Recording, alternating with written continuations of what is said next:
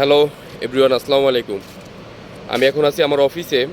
এটা হচ্ছে জ্বালানি উৎপাদন কেন্দ্র।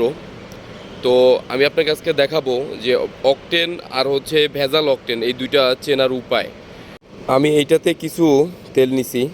এটা হচ্ছে আপনার অকটেন, তবে একটু খারাপ মানের, যেটার ভিতরে কেরোসিন মিক্স করা আছে, কিছু পার্সেন্টেজ পেট্রোল আছে। এই কৌটাটা আছে, এটার ভিতরে আমি হচ্ছে এখন গাড়ি থেকে কিছুটা অকটেন নিব। এখানে অল্প কিছু দে। এখানে কিছু পরিমাণ অকটেন নিছি, আপনারা অকটেনের কালারটা দেখতেই পারতেছেন। তো এখন আমরা চেক দিব যে আসলে এইটা এই অকটেন আর হচ্ছে এই তেলটার ভিতরে দুইটার মধ্যে কোনটা ভালো। আর ভালো অকটেনটা চেনার উপায়টা এখন আমরা বলবো। আমি দুইটা সাদা কাগজ নিছি। তো সাদা কাগজে একটা অকটেন আর একটা বাজে অকটেন বা খারাপ তেল, যেটা আমরা বুঝতে পারবো। ভালো অকটেন চেনার উপায় এটা, আর খারাপ অকটেন চেনার উপায় হচ্ছে এটা। তো এখন আমরা কি করব, খারাপ যে তেলটা আছে এখান থেকে আপনি হাতে লাগিয়ে 2 ফোঁটা এখানে দিবেন।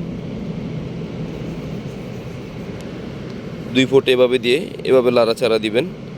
আর অন্য আঙ্গুল দিয়ে ভালো তেলটা, ভালো অকটেনটা আঙ্গুলে নিয়ে এইখানে ভালোভাবে লাগিয়ে দিবেন। প্রয়োজনে আরেকটু নেন, আরেকটু নিয়ে লাগিয়ে দেন। আমি যেভাবে লাগিয়ে দিছি ঠিক এভাবে, ঠিক আছে। তো এখন আমরা দেখব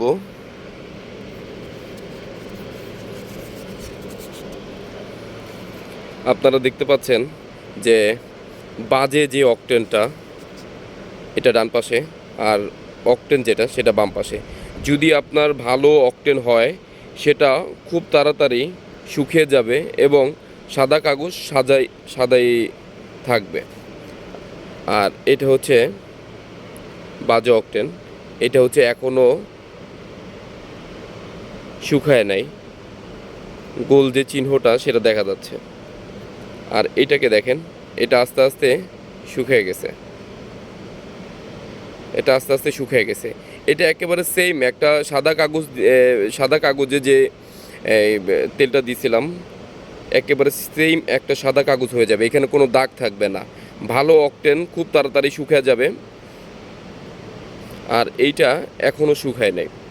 যত খারাপ তেল হবে তত এখানে দাগ থাকবে, আর ভালো তেলের দাগ থাকবে না। এই হচ্ছে ভালো তেল চেনার উপায়। আপনারা যখন সূর্যের কাছে ধরবেন, সূর্যের সাইডে ধরবেন, তখন আপনারা খুব সুন্দরভাবে বুঝতে পারবেন। এছাড়া বোঝাটা খুব টাফ হয়ে যাবে, যেমন এই সাইডে আপনারা বুঝতে পারবেন না। এই জন্য আমি সূর্যের দিকে তাক করে রাখছি।